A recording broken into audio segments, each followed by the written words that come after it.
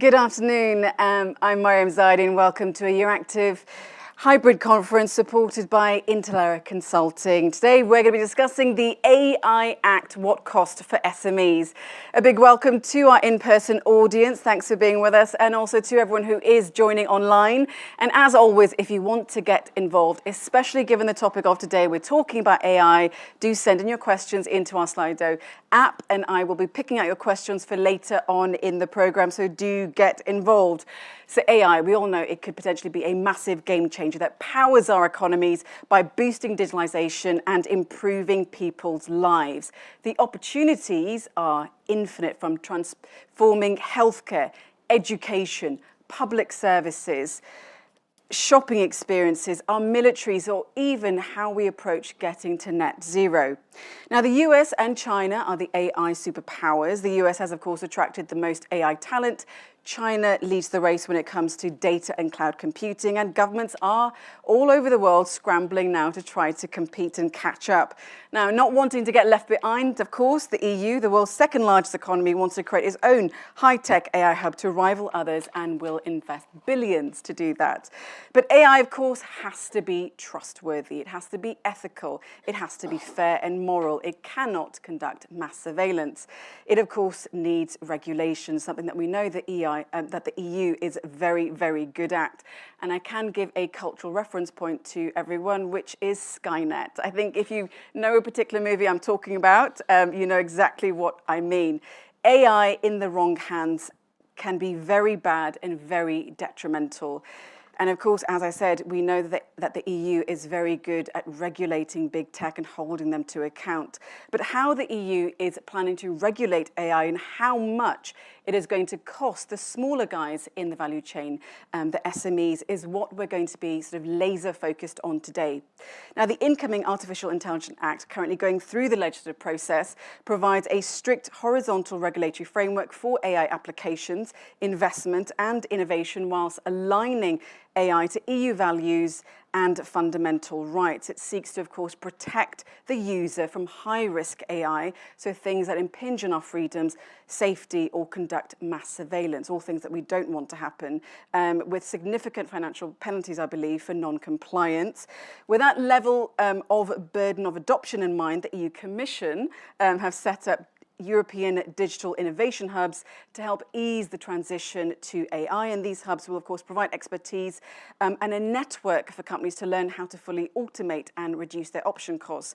But is this ecosystem that the EU is building, developing, creating, the one that is right for everyone in the value chain, especially for those cost-conscious SMEs, or does it exclude them? Well, let's ask the experts. Okay, so time now to introduce you to our panel. We have Kilian Gross, who's the head of Unit Artificial Intelligence Policy Development and Coordination at DG Connect at the European Commission. Welcome. We also have our MEP, multi-socialist, Josiane Cotaya, who's also a member of Parliament's Industry Committee. Welcome. We have Sebastiano Toffeletti, who's Secretary General at the European Digital SME Alliance. Welcome. We have joining us online, our one panelist who is joining online, Dr. Miriam Byton, who's a research fellow at the Centre on Regulation in Europe and assistant professor of law and economics at the University of St. Gallen, Switzerland. And last but never least, we have Massimo Pellegrino, who is the partner at Consulting. Okay, so welcome to all of you. I think we have a fantastic panel. So time now for all of you to introduce yourself. So, Mr. Gross, I'll ask you to go first. Thanks a lot for being here with you today to discuss this important topic. Indeed, my team and myself, we have prepared the AI Act, which is the first worldwide comprehensive legal framework for AI, which has the ambitious objective of making AI trustworthy. Of course, we didn't do this from scratch because we had already a 2-year high-level expert group working together, basically defining and determining ethical principles, giving us recommendations on key requirements which an AI needs to fulfill. And on this basis, we have then published a white paper. We had a rather overwhelming public reaction of more than 1,215 replies from all kinds of groups. And then we have based on this, we have based the AI proposal. The AI proposal, that's one thing to remind from the beginning, it didn't come alone. We as well published it together with the revision of our coordinated plan, because we have these both two objectives, the twofold objectives. We want to support AI because we see that it can bring a lot of benefit. We could see this in the COVID crisis, for instance, where we developed CT scans on the basis of AI to help to detect COVID. And at the same time, we see risks, and therefore we need a framework for trustworthy AI. And that's, I think, what we will discuss today. And in this framework, we had really these two objectives. We wanted to balance creating trust on the one hand side, but at the same time as well not to hinder and prevent innovation. And this is, of course, particularly sensitive for SMEs and for startups and for very innovative smaller companies. And therefore, this was one of the focus areas at which we looked at. It's definitely always a fine balance. Next over to our MEP. Thanks for today's timely discussion, and indeed it's more timely at the moment because we know that our SMEs already face inherent handicaps and challenges, and also with the shocks in the economy that we had in the past months and years. First the pandemic, now the energy situation and the effects of the war. Along with the regulatory aspect, we need to assist our SMEs even more. And in this context, I'm here on today's panel because I was the rapporteur for the opinion of the Transport and Tourism Committee when it comes to the AI Act, and from that field I tried to push forward also more assistance and recognition towards our SMEs. There were a lot of provisions which referred to in the Commission's proposal, limitedly to small-scale providers, where I introduced and pushed forward for several amendments to make sure that there's more lenient approach, which takes into account the size of the market actors in the AI economy, is also afforded to SMEs. And that was an important point I was pushing forward. In this regard, I really believe, yes, in this importance to balance, because we need rules and regulations in a way, however, that won't stifle innovation. So that's the critical and sensitive balance that we really need to strike here. It's no easy task, but we as a European Union should be at the forefront to make sure that we get there, whilst enabling also the adequate assistance and attention towards the vulnerable and small actors in the market.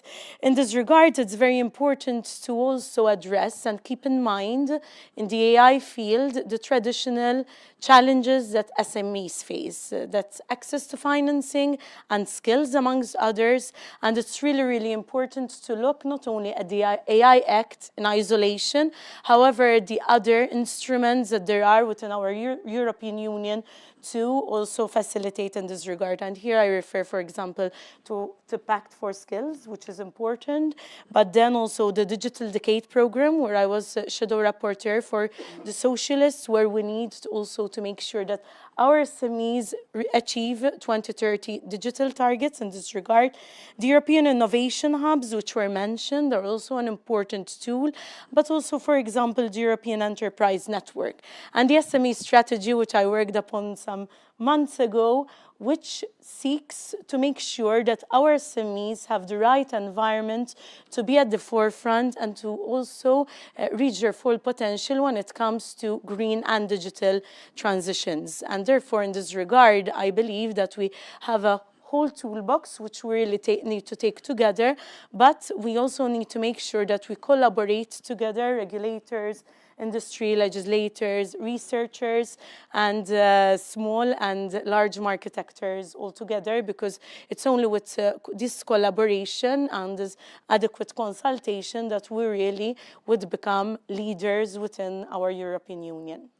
A good scene setter there, Sebastiano. Well, indeed.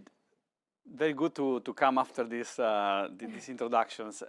We are actually those who represent the SMEs that are actually affected by this new legislation. I come for the European Digital SME Alliance, which is an organization based in Brussels that represents around 45,000 SMEs, small and medium-sized enterprises in the digital sector across Europe in around 30 countries, so even beyond the borders of the EU. With these companies, we are trying to make their voice heard in the Brussels discussions. In particular, in AI, a couple of years ago, in light also of the proposal coming from the Commission, we created a group which was called Focus Group AI, where we selected 150 top companies, top SMEs in the field of AI. adopters and innovators in AI. And with this group of companies, we have been trying to see what are the effects of new policy, new legislation, formulate proposals. So we have several times invited the Commission and had them with us to present the proposal for the AI Act. We have discussed it with members of the Parliament in the group. We have several people from academia talking to the group to understand what might be the consequences, to collect feedback from this type of companies. So we have basically, the purpose is to make these companies heard in these discussions, to engage the policymakers with those who are never heard, the SMEs, because the lobbying arena in Brussels, as we all know, is very much in the hands of big tech and larger corporations. So we have been one of the very few voices that have been trying to speak for SMEs and to SMEs. Now, the issue at stake today is the cost of compliance with the AI Act. Indeed, we have always heard from our companies and argued that the impact assessment that was done by the Commission ex ante was largely underestimating the potential compliance cost. So now I'm very happy that we have a paper study from Intellera, a consultancy that will be probably presented later, that has come up with a different way to assess those costs. And what we are saying is that those costs of compliance for an SMEs are certainly going to be higher than 100,000 euros. Of course, there are going to be potential gains for those who are in this market for high-risk AI applications, but the issue of cost has to be taken into account because especially for SMEs, we want to give them the chance to compete in this market and not let this market only to the big tech. Okay, and definitely I think, and we can come back to that about the costs with Mr. Gross from the European Commission. Okay, let's now go to our remote panelist. Dr. Miriam, please introduce yourself.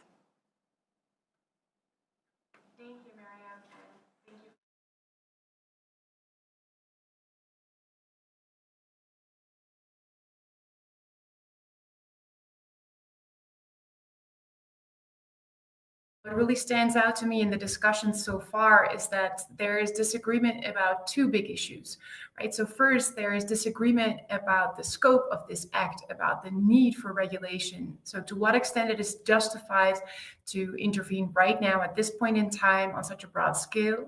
And then there is disagreement on how to minimize the costs for businesses and particularly SMEs when we recognize these risks. So just to unpack these issues, right? First, it is clear that AI has great potential and also may harm society as a whole or in particular individuals when it is used. And so it is useful to introduce a risk-based type of regulation. But there seems to be a lot of disagreement on how broad this really needs to be. A lot of disagreement on what should be the scope of, the definition of AI, the scope of this measure. What should be the definition of high risk? What needs to be included and what does not need to be included?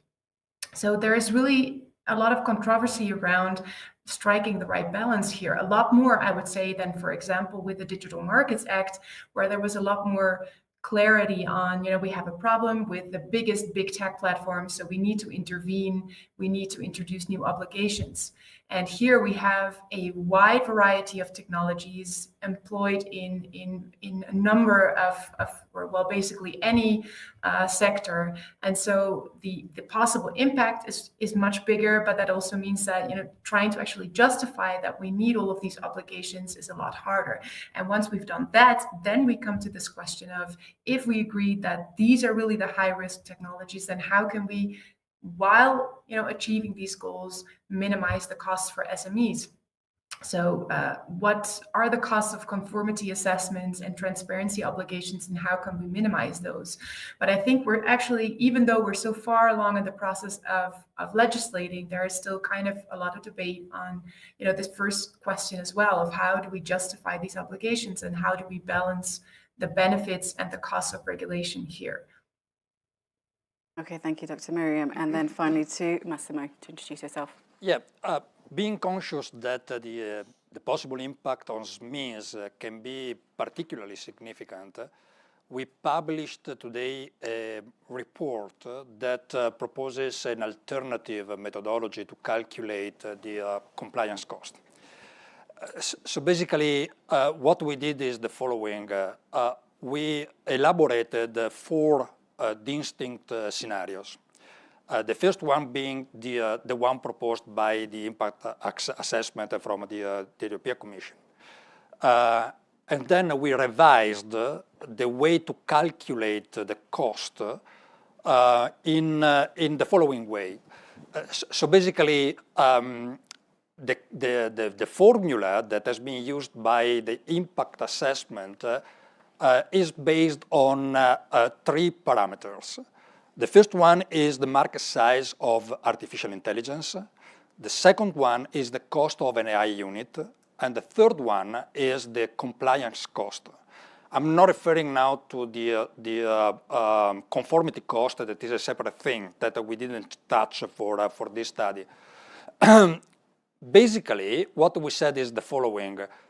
It is misleading to assume the total market size as the total investment in artificial intelligence. Because in this formula, basically, what we take is the revenue from a company, and then we divide this number, that is the top line, the revenue number, by the cost of the AI unit. We didn't touch the cost of the AI unit as well, because we didn't want to enter into this debate. But the number, basically, the revenue number, is misleading. So in the first scenario, we took the R&D cost instead of the revenue number, the market size. And basically, we kept the rest of the methodology as it was. So the cost of the AI unit, the cost of compliance is exactly the same. And by doing that, we moved from 17.6%, that is the original number in the impact assessment, to roughly 2.6, right? So this is a huge difference, but conceptually, we said, the investment is the R&D cost. And by the way, it is difficult to understand what is really AI from other things that are not touching AI applications. So, but it is a point of reference that can be used instead of the revenue number. In the third scenario, we did a completely different thing. We interviewed a panel of SMEs, and in the study, we are referring to producers only, providers only, so companies that develop AI applications.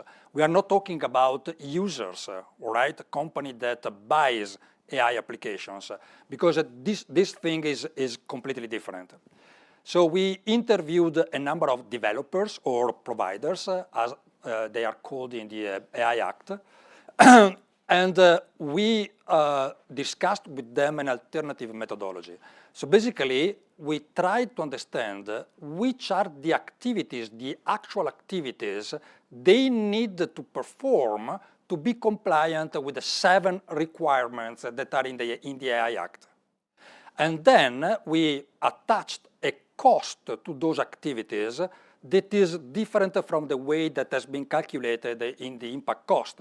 So we calculated the subscription cost for the platforms that presumably they need to buy. For instance, data governance or AI governance, the quality management platform, and so on. And then we calculated the extra work they need to do to be compliant as a percentage of the R&D cost. The reason why we did that is that if you take for this example, so the ideal SME that we took into consideration is a SME with approximately 23 million euros revenue and 15% R&D cost. For this company, following the original calculation, the compliant cost would be 4 million euros, 17.6%, which is equal to approximately 70 FTEs. This means that they would need to hire 70 people to comply with the legislation, with the regulation. And with our calculation, we go down significantly in both the cost, the percentage, and the FTEs, reaching the most convenient scenario where we indicate that the European Digital Innovation Hub, the testing and experimentation facilities can be involved to outsource, at least partially, some of the activities, getting to 1% of the total revenue as compliant cost. And in terms of FTEs, this would represent approximately 2.5 people, which is a much more affordable scenario even for SMEs. So for a company that the kind of company, for the archetype that we have chosen, this would mean 230k euros to comply with the regulation, with the 23 million euros revenue, which is a pretty significant software house. So it would be much more affordable.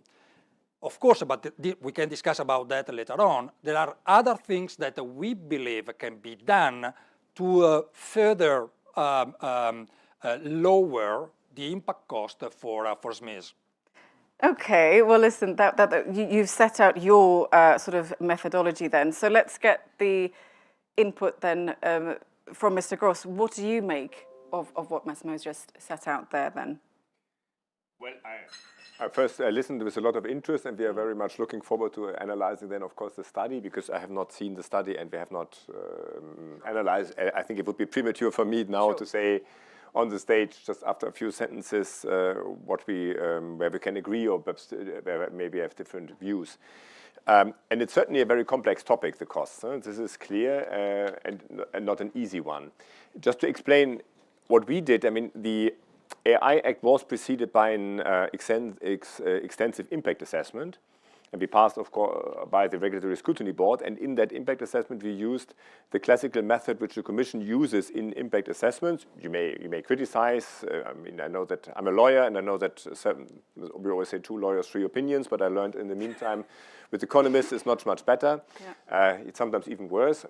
But what we do is we have the standard cost model. So we try to analyze how many cost would it take in order to comply with the requirements we set out in the AI Act, and then we put this into perspective of the average development cost of an AI system, which we put at 170,000, and then we arrive at 4 to 5%, and that we put into a relation to the overall investment in AI per year.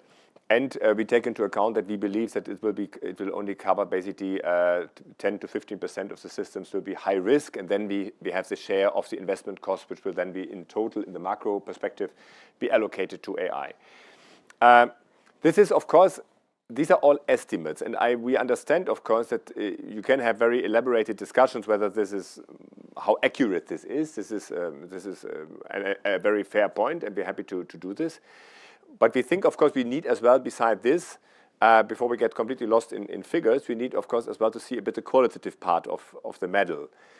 And there are perhaps just 2 or 3 thoughts for your reflection. One is, we are speaking here about high-risk systems. So 85% of the AI should be out. So there should be no cost. If you do what are we talking about if we speak high-risk AI systems? We're talking about an AI system, for instance, which you use for biometric recognition, to take something very controversial, which is used, for instance, or we're talking about an AI system which is used in the law enforcement context or in the recruitment context. Every responsible user would require that these systems are up to the highest quality standards. And we have all seen what happens in the Netherlands when a software system was used, not by an SME, not at all, but by the public. Don't mix me up with this. But what happens is this gets wrong in these sensitive areas. So we believe there is, of course, a strong selling point. A responsible provider for such a system, the same holds true, by the way, for technical devices like drones, would have to comply out of its own interest with highest standards. So we cannot really say there is zero cost normally and now there is a lot of additional cost. What we do is basically we standardize or harmonize what should be done, because we cannot believe that these systems would go to the market without any control. And it would bring, in our view, as well, added value to SMEs, because they would be able to compete with big companies. Because big companies normally have the benefit that they have decades of experience with regulatory management. I can see it. Yes. I can see that Sebastiano sort of rolled his eyes there. I'm really sorry that he did roll his eyes. But, you know, can SMEs compete then? You know, do they have this level of capital available to them? I mean, just to pluck that 170,000 number out, I mean, that's a massive chunk for an SME. I mean, obviously, this is technology. Technology is expensive, but... Well, there are many question marks we hear from our community. The issue is really, will we achieve what Killian is trying to say, so that we will give the chance to SMEs to compete against the big tech, or will we end up in a situation where we have the most secure, the most compliant, at least, systems, but they're only provided by big tech? Where are we going to end up? Where are we going to be in 5 or 10 years' time? And this is really the question. The issue of cost is one, but there are many other issues here. And I think for us, what is important is whatever choice we make in terms of legislation, we should not just do the mistake, allow me, to just drop it there and see what happens. And then in 10 years' time, say, shit, it's too late. We did a mistake. We don't have any SME any longer producing AI, any startup, because we have lost the market. So what we call for is really whatever choice we make at the legislative side, let's not drop it there. Let's really build in the legislation a strong responsibility for the Commission, for the advisory board, for whoever, to make sure we are going to check, we are going to see what is the evolution of the technology and what are the effects of this legislation in the market. We are talking about something extremely complex. I mean, this is a technology which is evolving by itself. We are regulating a technology which we don't know. Don't forget, we have used, the Commission has proposed to use the so-called NLF, New Legislative Framework approach, which is the approach of ex-ante conformity. Essentially, you conform with the standard, therefore you can CE-mark your product and you can go to the market. This is a system which we know very well and which works for products which are very established with a very stable technology behind, okay? It's not that if a product has to evolve every year. Here we're talking about a technology which evolves every second. Every time there's a new data, it evolves. So how is that legal approach gonna do with this type of technology? Honestly, we don't know. None of us knows. So I really think we have to, and I hope the Parliament will agree with this, to amend this legislation to make sure we will have an oversight and we will continue to look at what happens. Okay, so over to our MEP then, obviously. Come in quickly. I won't go into the numbers and methodologies. I leave that up to you. However, some pointers I took as inspiration from what all of you have said. Yes, it's true that there are a lot of risks involved, and we need to regulate those. But this is not only a question of rights, of fundamental rights, especially when it comes to the high-risk AI, which I really agree with, to have these different approaches, but also it's a question of trust in the market. So if customers don't have their the peace of mind that there'll be ethical and safe AI in place, then it may be that there are AI products developed, but there's not enough uptake from the customers. And here we're speaking about the AI Act, but we still need to work upon and discuss the aspect of liability, which will be coming, and on which I worked, again, as an opinion for the TRAN committee on the ENI report's opinion of TRAN. And in this regard, it's very much important. And we have to really keep this in mind. Other points I got inspired of with is that it's important to calculate these costs. And yes, it's fine to have different studies that challenge what's already there. So it's important to keep this discussion going, because policy making and lawmaking is never static. Because it gives a different perspective. It's different perspective, and it's also, apart from the fact that I agree, I'm also a lawyer by profession, so there are different interpretations to the law. And as Miriam said, it's the balance to achieve as to how much to define, even when it comes to definitions of AI and high risk. To what extent shall we define in the law? To what extent shall we define? Because sometimes then we also get criticism that if we define too much and if we legalize too much, we'll kill innovation. So this is an ongoing balance that we need to strike.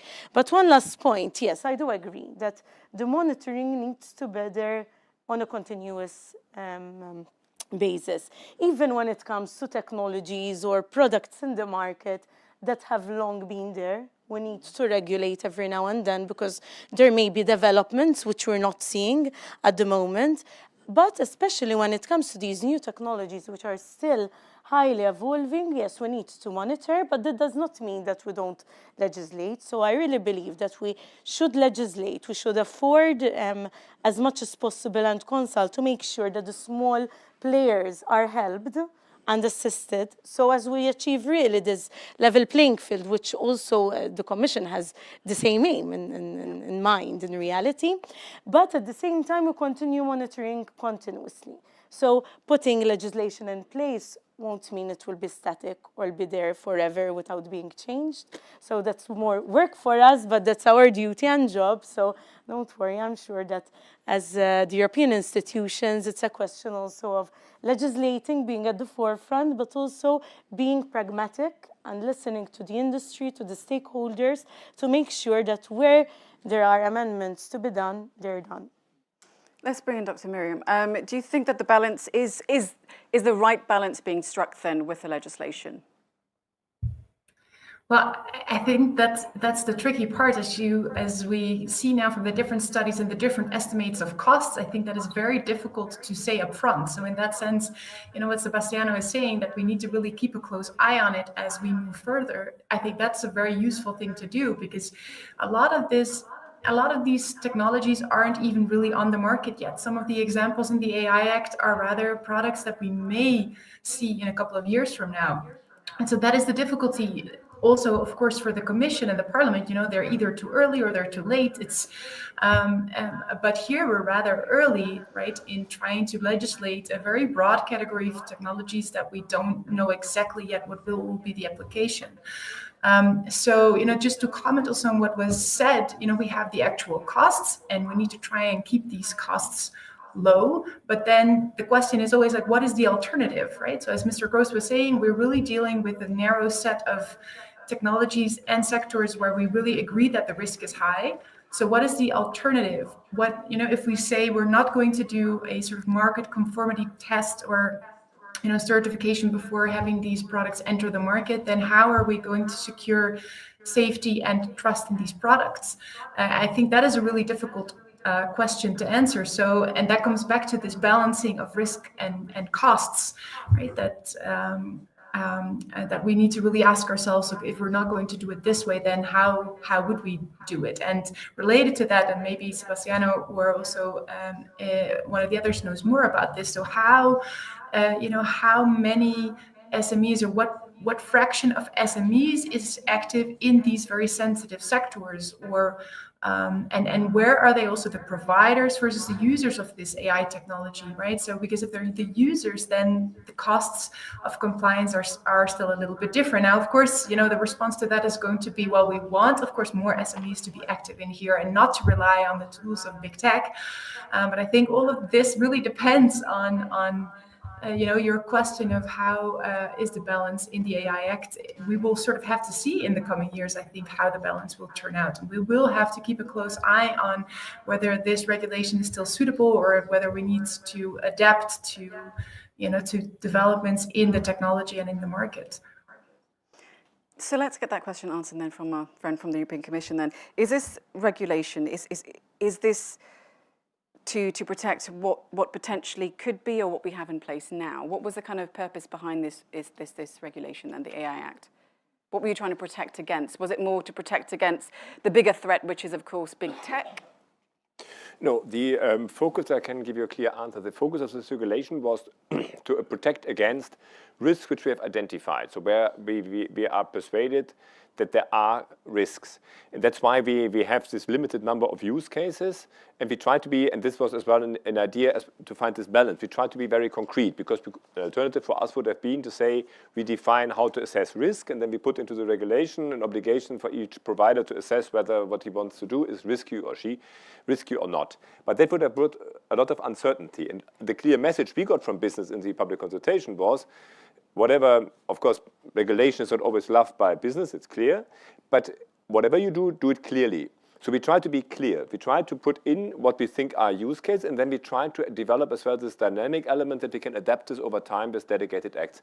And this is a bit an idea how we can cope with this technological challenge, because as some of you already mentioned, it's a very fast-moving technology, and it's very difficult for us to come up with a regulation which is on time and on pace with this challenge. So what we think is we create here a legal framework which is there stable and sound, and we can adapt it via these lists with the high-risk use cases to new risks which will come up, and that will allow us only to focus on cases where we have already now identified risks.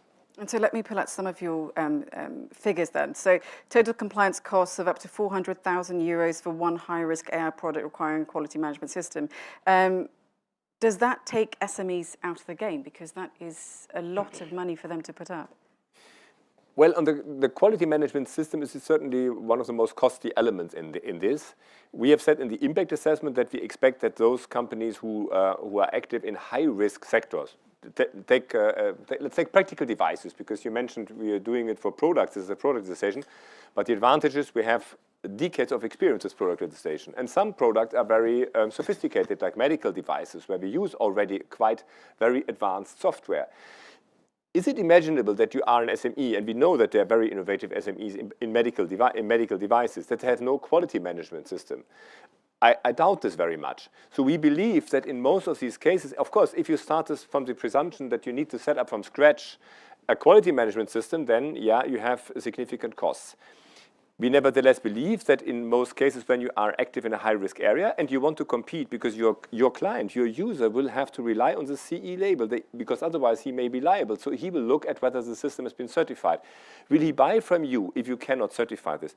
And the last point you may know, but this is, of course, the Council has discussed this as well, and there is now one of the things which the presidencies have introduced is an exception for micro-enterprises from quality management, because exactly this was a debate.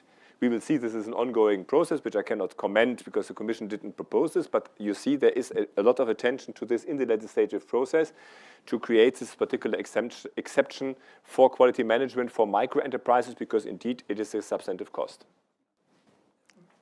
Who would like to go first? Yeah, okay, go ahead, yeah. About the possible things that we could do to facilitate SMEs. Because I do believe that the AI Act is very well done. I mean, we are not criticizing the AI Act. And especially with the latest compromise text from the Czech Republic presidency, is very good in terms of, it is exhaustive, right, in terms of what it covers. However, there could be two things that, in my view, can be done.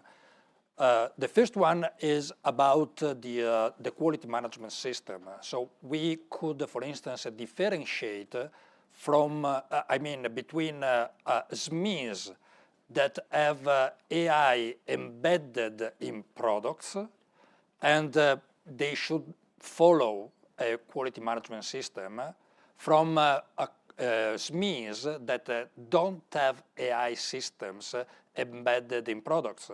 So they don't fall into the current legislations of conformity assessment. This would facilitate and lighten a lot for the other SMEs the process of certification. This is one thing. The other thing is the risk management system. I think that this is not, strictly speaking, necessary for SMEs, because the third thing that can be done is to shift most of the certification on testing activities. I mean, if SMEs could follow standards, right, and testing, and by that proving they are compliant, it is not necessary anymore to force them to follow specific processes. What I'm saying is the European Commission has to decide something about the standards anyhow, right? So if a SME can be certified with the standards that will be approved by the European Commission, and then the notified bodies can just check with a strict testing methodology what they want to put into service or in the market, you know, this could be enough for SMEs. This is a different approach as opposed to forcing them to stick to the 7 requirements in terms of internal processes. You know, the European Commission should say, give me the proof you are compliant by following a methodology in terms of standard that I approve and testing your applications this way. But Mr. Gross, does the European Commission want to do that? Well, perhaps very interesting what you say, and it's a very important debate. Perhaps 2 thoughts to make it a bit more complex. One is I'm very grateful that you mentioned the standards, because this is a big advantage we have by taking this product-based approach, because we work a lot with standards, because we know that the requirements we put into the regulation can never be so granular that they're not will be outdated in a couple of years. So we need to underpin this with standards, and we know from our experience that standards are a very appreciated tool by industry, because industry can adapt to standards and they can integrate it in their processes. There is a certain cost, of course, but once they are adapted and implemented, it's fine.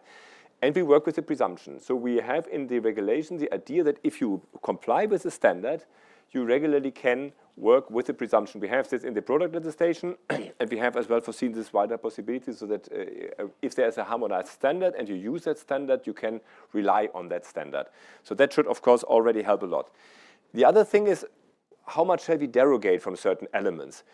This is I find intellectually a very tricky question, because it is true what you say, that the burden is differentiated according to the size of the provider. Nevertheless, the risk the system displays is the same, whoever provides it. And if we want to make sure that the product provided or developed by the SME is as good and as sellable and as competitive as the product developed by a bigger provider, we must make sure that the level of accuracy, the level of robustness, that in short, the trustworthiness, is pretty much the same. Otherwise, it will not work. And therefore, I think, and I hope we will come to that, we have introduced a number of support measures. You mentioned that. I think that is then, for us, the tool how we can help the SMEs to pass this, to comply with this challenge. Okay, so before we talk about the support measures, Sebastian, you want to make a comment? Yes, I wanted to say something on this, because what I hear is essentially the traditional approach of legislation, which is the Commission issuing a directive, a regulation, and then essentially delegating to standardizers, okay, to set the exact technical rules, and then to the notified bodies, as Massimo was arguing, to essentially check the compliance with those standards. And there are a couple of things that don't work, in my opinion, in that approach, okay? Number one, when we talk about standards, we have to reflect a little bit, because standards meaning we are delegating the development of the rules to someone. And who is this someone? Who's these standardizers? Standardizers are essentially big corporations. Those who want to invest in the development of standards are the corporations. Of course, the process is open to everyone. Of course, the SMEs can participate, and we do actually help them to participate. But we are not at the level of having the same weight on the table, okay? So who drafts the standard is the first problem. And the second problem is the notified bodies, okay? Because we cannot just assume, we do a nice legislation, we think about all the possible issues that SMEs might have, if we are lucky, and then the notified bodies will take it and will interpret it. I'm sorry, if you are an SME, when you are in the market, the Commission forgets about the enforcement because the Commission doesn't do any enforcement. The enforcement is done by the policeman. And who is the policeman? This is the notified body. So if you are an SME, you don't understand the legislation, absolutely. The only person, the only institution who will tell you how to interpret the legislation is the notified body. And the notified bodies, don't forget, it's an industry. It's a company that wants to make money. What does that mean? That they will likely, and I have seen that many, many times, interpret the legislation in a way which will end up with you paying more, doing more tests than necessary, doing more assessment than necessary. Why? Because obviously they are an industry, right? So that's why, and I go back to my previous point, I'm arguing that for this particular technology, for this particular industrial need and societal need, we need a much bigger role by the Commission or by another body mandated by the law to oversee, because otherwise we are gonna wake up in 10 years' time and say it's too late. Okay, very strong words there. Yeah, you wanted to go ahead, yeah? I wanted to come on quickly on this point. And then we'll let standards. Dr. Miriam have her input as well. But please go ahead, yeah. Yes, just a short comment from my end.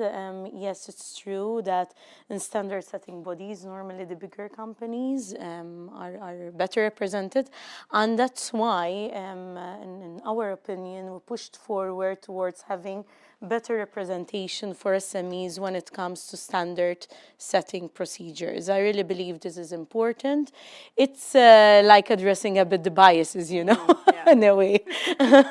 The gender biases, not only in algorithms, but everywhere.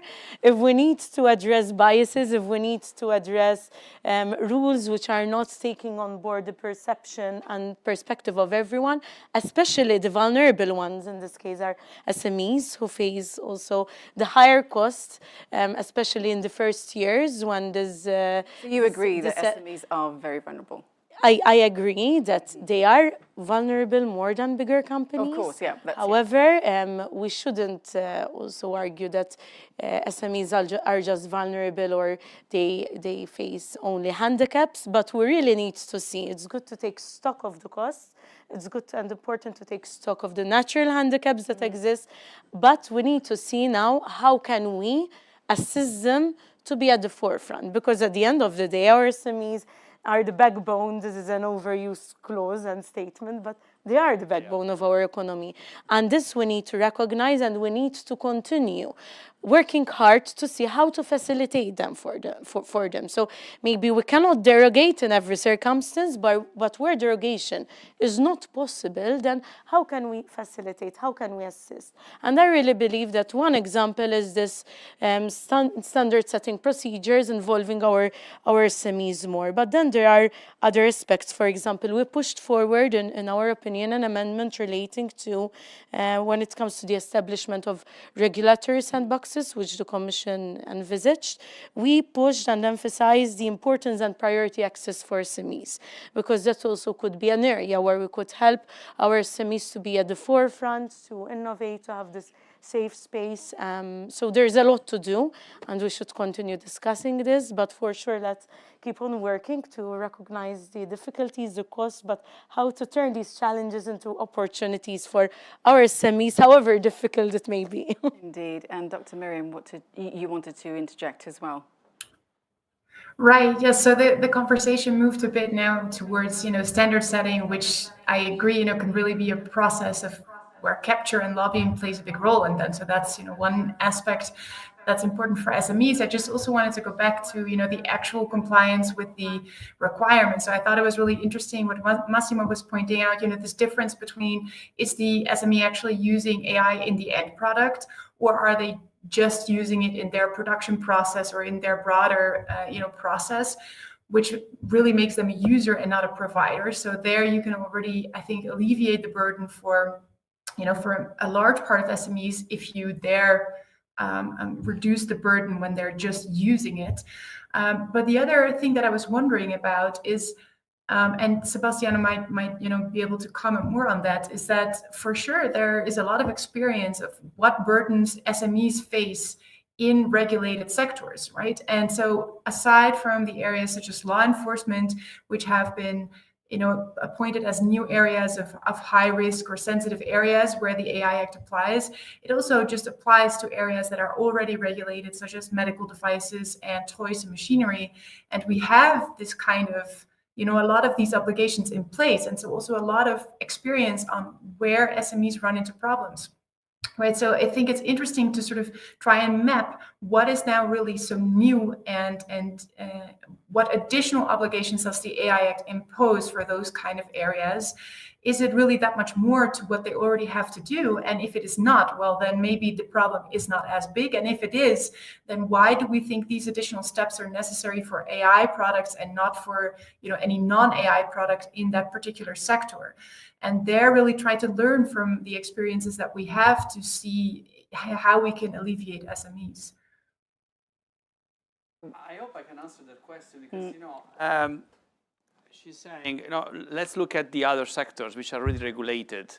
How does it work there, right? And what I can say is the following, which is very interesting. I've been working with SMEs in many sectors using the NLF, so the same legislative approach.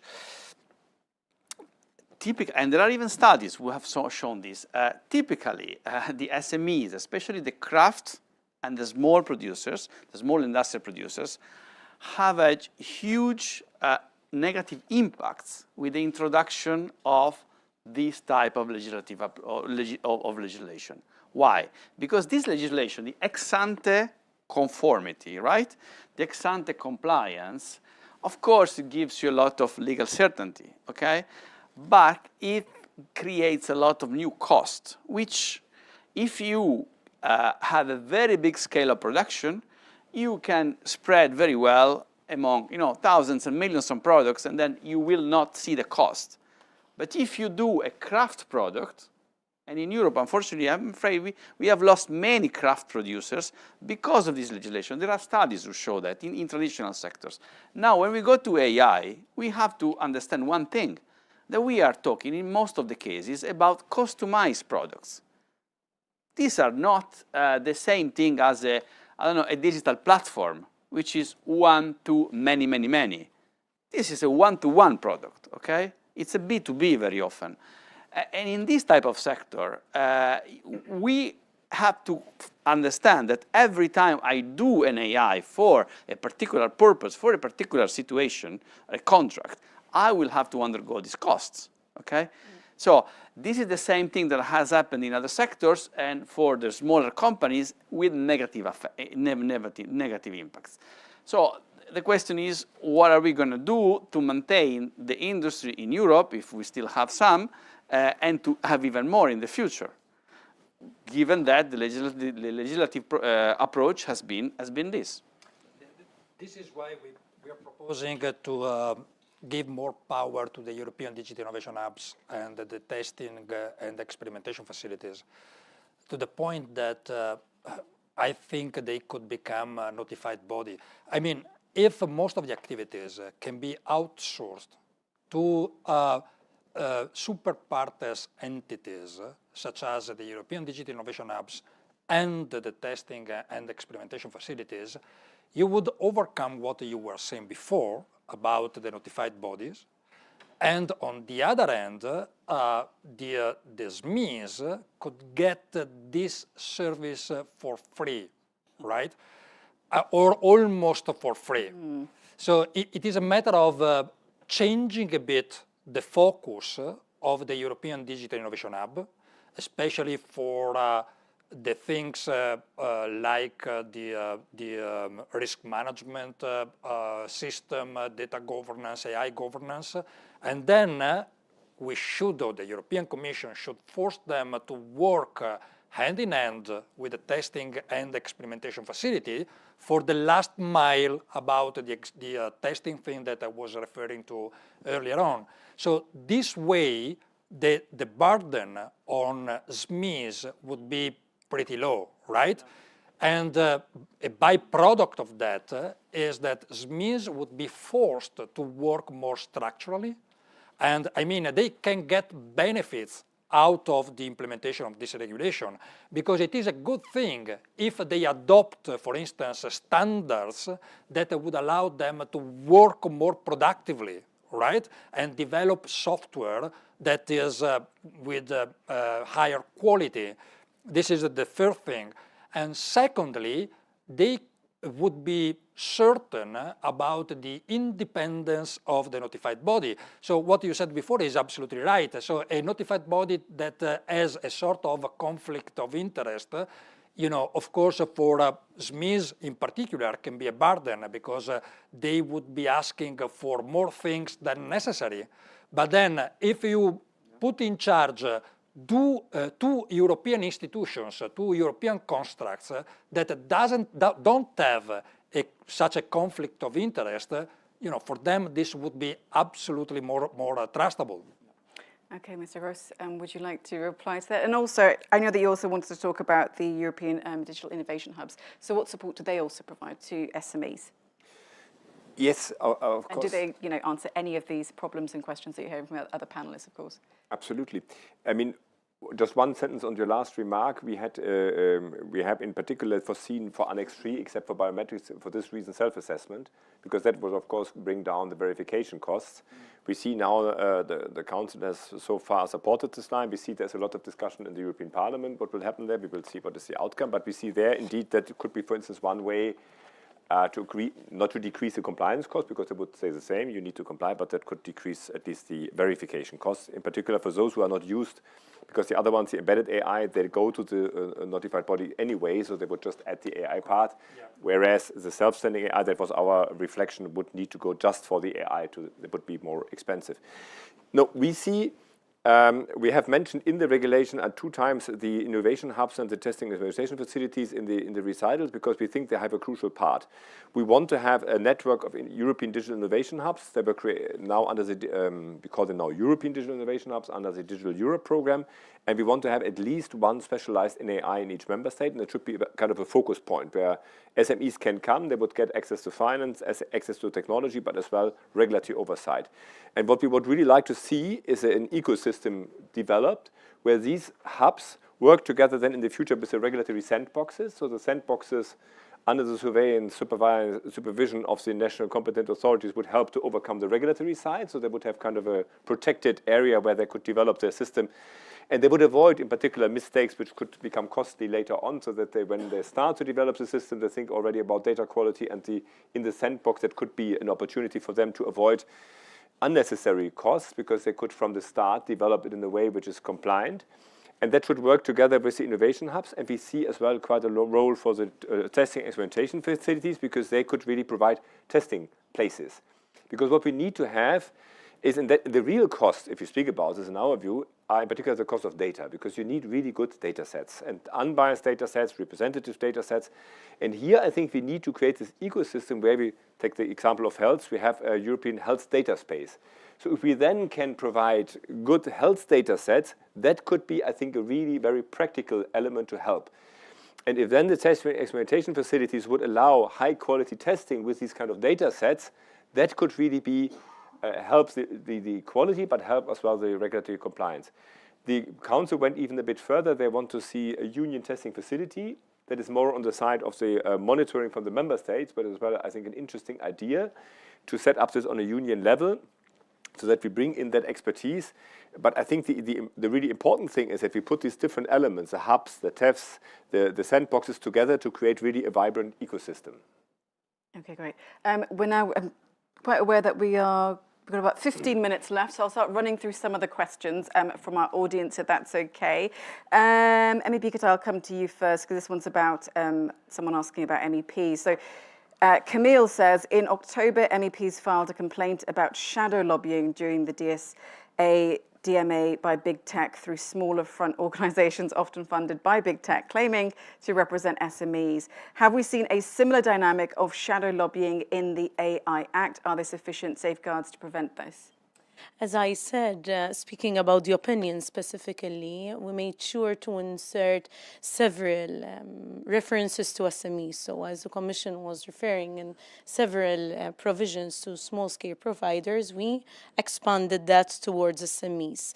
There's a lot to be done, and we have to see the extent to which now the parliamentary position will reflect SME consideration.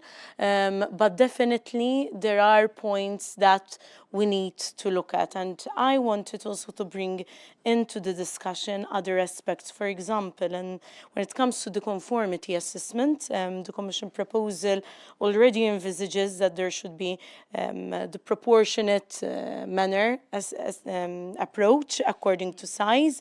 And we added the particular attention to SMEs keeping compliance costs for them at reasonable level, because we know, also after speaking and consulting with industry, that this is also an issue.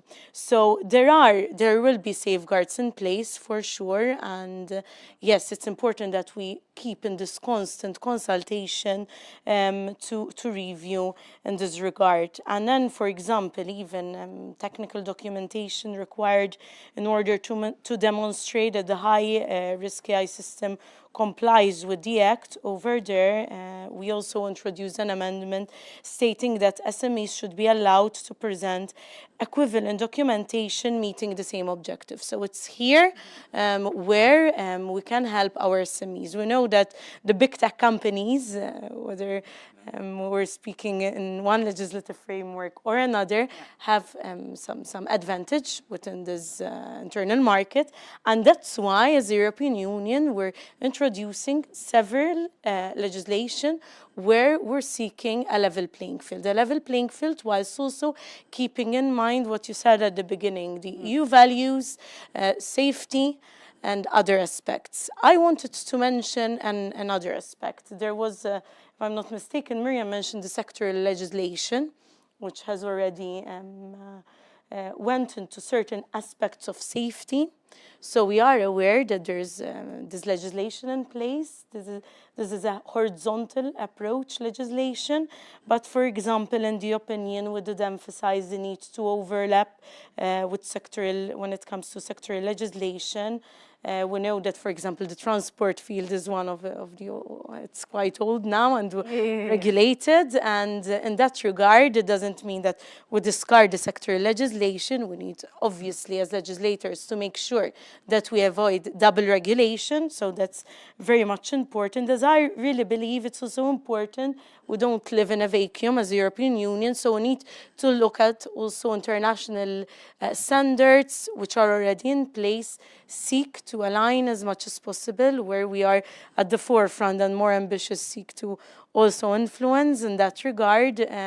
These are aspects to keep in mind, and I look forward to the discussion together. There's a lot to do and to discuss, but for sure it's great that we're having this discussion, and from all of our backgrounds we're contributing to this new legislation, which is quite ambitious. It's taking some risks, but that's why we're here as politicians, because we cannot be at the forefront if we don't take risks and if we don't address the risks. Maybe I can go back to that question, asking about so-called astroturfing, right? SME, fake SME representation at the Parliament.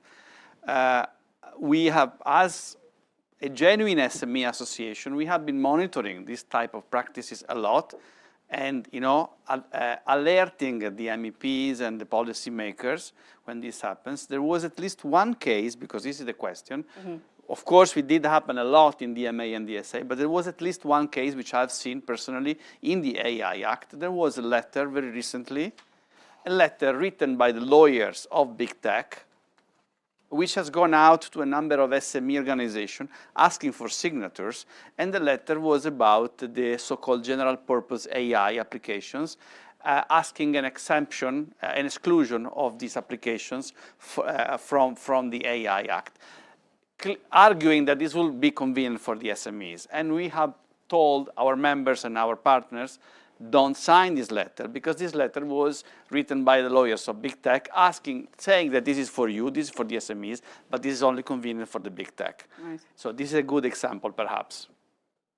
In particular, the regulation as it stands foresees an exception from the general purpose AI obligations for SMEs. Yeah. So that would have been quite contradictory, yes. Okay, we also have another question from Rai Wright, who says, it's a question for Killian and Massimo. When calculating compliance costs, did you assume SMEs were designing compliance into their products from the beginning, or that they would have to go back and modify what they have already developed to bring it into compliance? So the idea would be, I mean, we will have, of course, a transitional period, and so the operators will know when the requirements will come into place, so that the development is not and we will not apply the regulation retroactively. So you will know in advance that in the future, from when on you need to comply. And so we expect that the compliance management will start with the project development. That's the first expectation, because otherwise you would have additional costs. And then we think there will as well be efficiency gains over time, because you will learn how to handle the requirements. So we think there is a cost decrease over time. So you will have higher compliance costs probably in the beginning, but then the second and third AI system which you develop, you will have then decreased compliance costs. No, this is what is in the AI Act, especially in the latest version.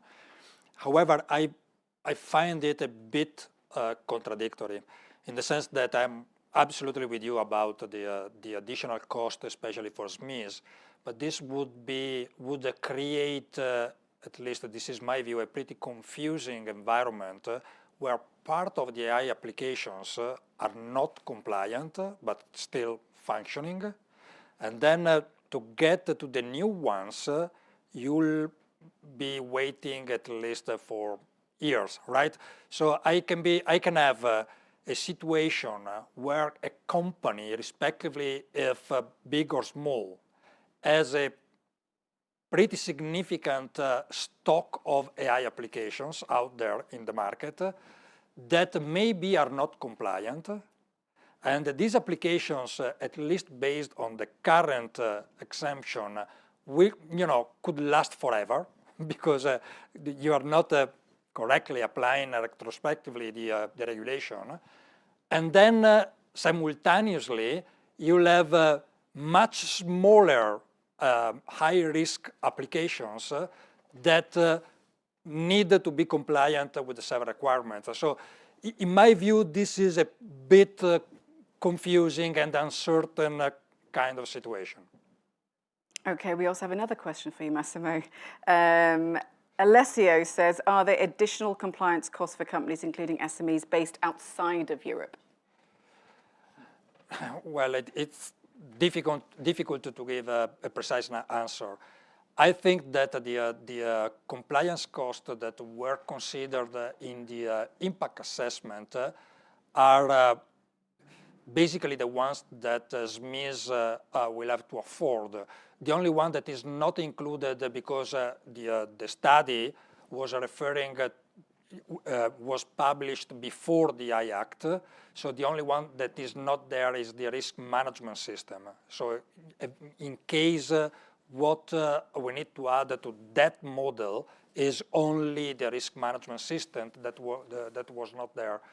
But I don't see, or I don't expect any other additional cost. The kind of requirements are, can cover almost anything. Dr. Miriam, would you like to comment on anything you've heard from the panelists and what they've spoken about?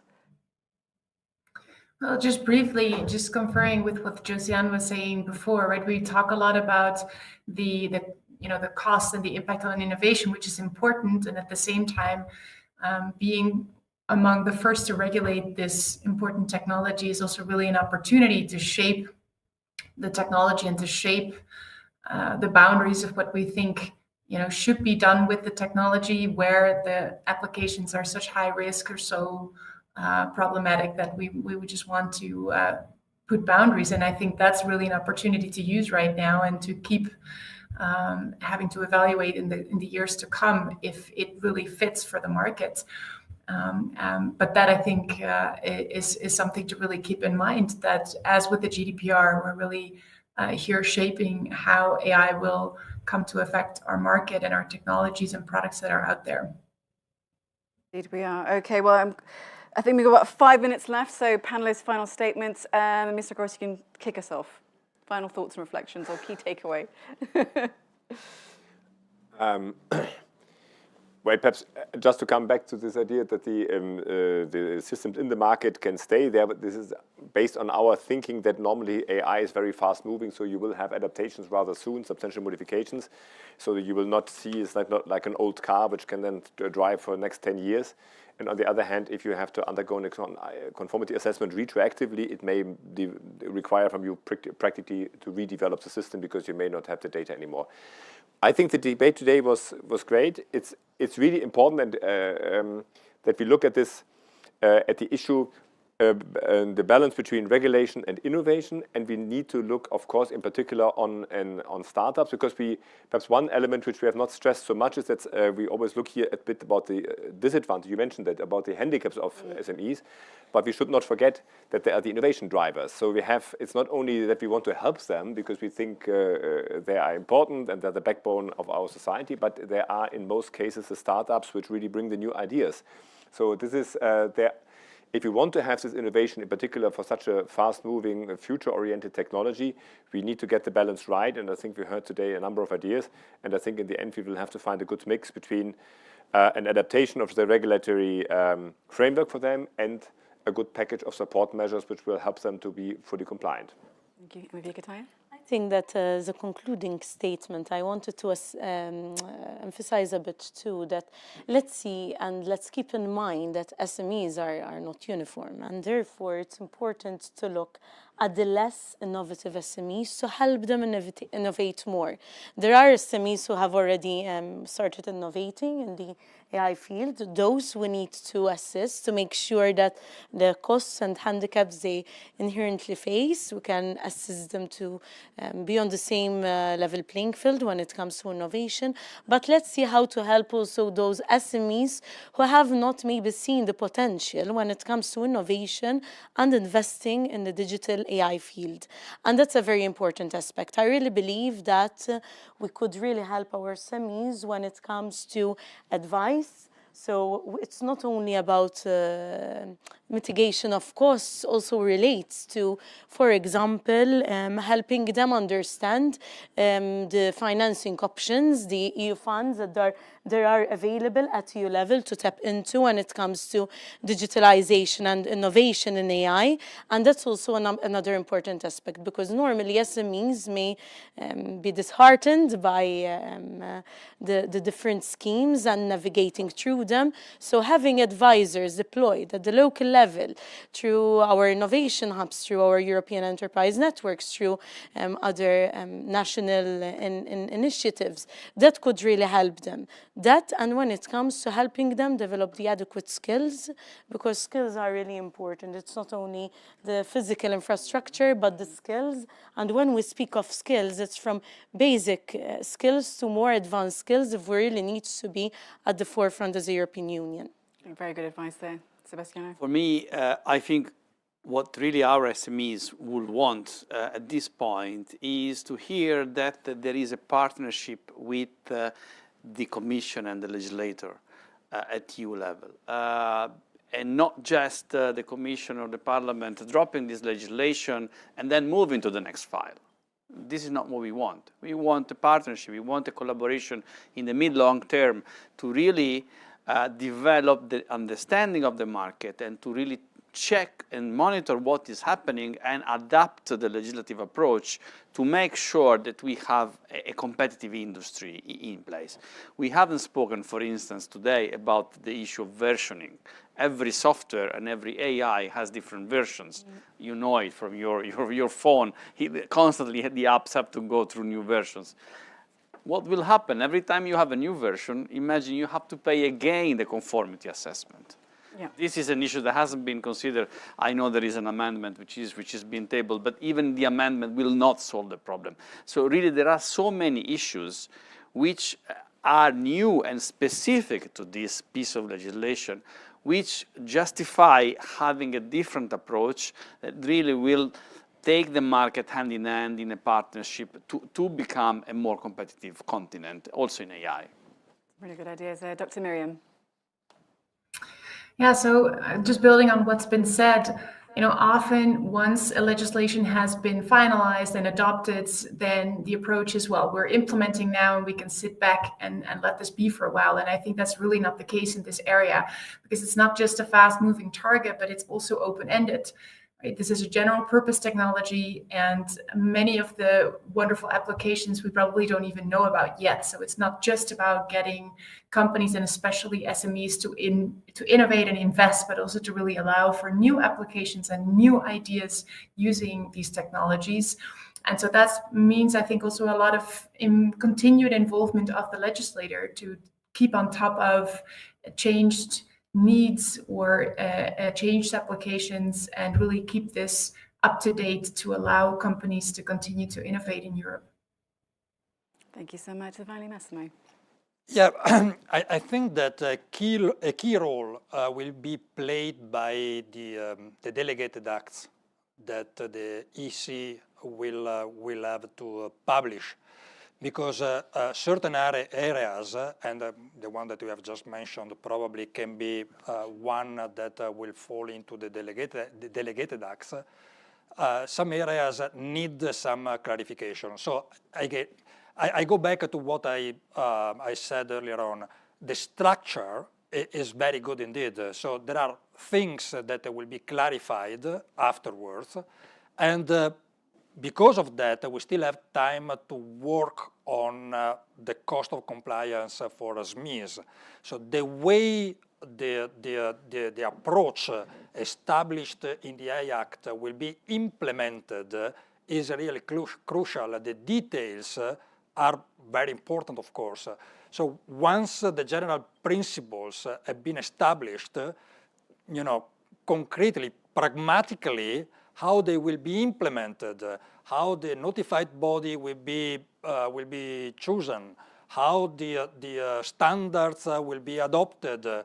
So there are a number of things that are currently delegated that are absolutely important and will change or could change dramatically the impact for, in general, for the AI Act adoption, and in particular for SMEs. Okay, thank you so much. Well, thank you to all the panelists, and thank you also to Dr. Miriam, who has joined us remotely, and thank you to everyone in the audience and everyone who has been watching online. We hope that you've enjoyed this Euractiv hybrid conference supported by Intellera Consulting. I'm Mariam Zaidi. Take care and bye-bye. Thank you. Thank you, guys.